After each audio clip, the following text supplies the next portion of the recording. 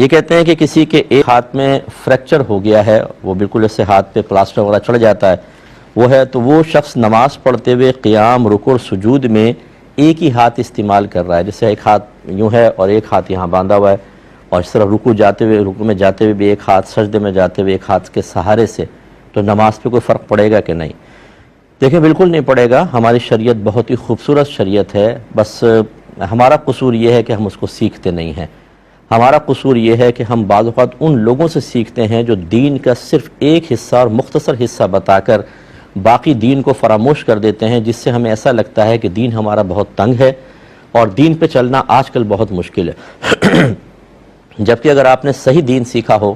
ہمارا دین اسلام انسان کی ہر مشکل کے وقت میں اس کو رعایت دیتا ہے۔ چنانچہ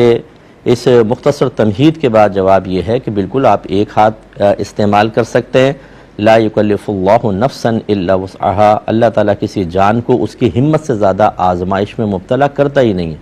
تو بس آپ ایک ہاتھ استعمال کریں، اس میں کوئی مسئلہ نہیں ہے۔ بلکہ اگر ڈس بیلنس ہونے کا اندیشہ ہو ایک ہاتھ کی وجہ سے اور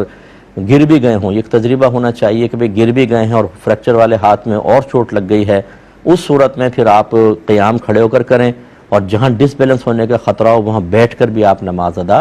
کر سکتے ہیں۔ اللہ تعالیٰ آسانی مہیا فرماتا ہے۔